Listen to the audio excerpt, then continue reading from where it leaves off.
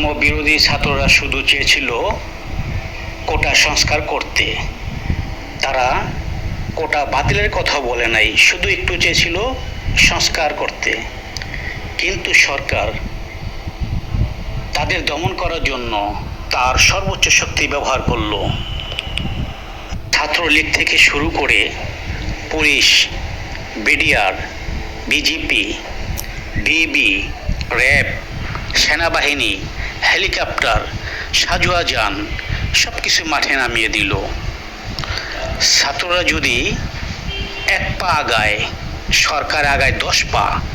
ছাত্ররা যদি হাঁটু পানিতে নামে, সরকার নামে গলা পানিতে। এভাবে জোর করে ছাত্রদের থামানো যাবে না। পিলখানা হত্যাকাণ্ড রাতের আঁধারে হয়েছে, কেউ দেখে নাই।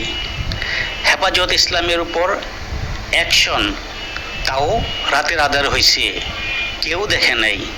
কিন্তু এখন ছাত্রদের উপর আক্রমণ দিবালোকে, বিশ্ববাসী সবই দেখছে স্বচক্ষে।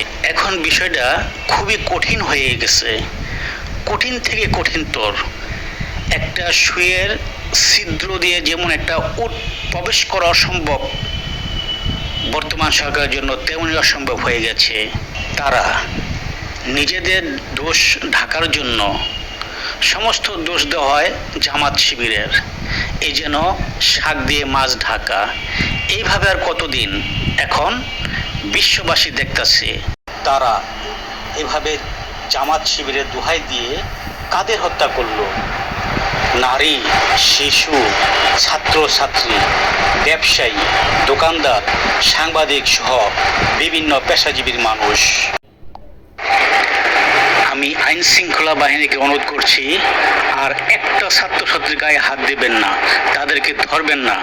সাবধান হয়ে যান, সেদিন খুব নিকটে আছে।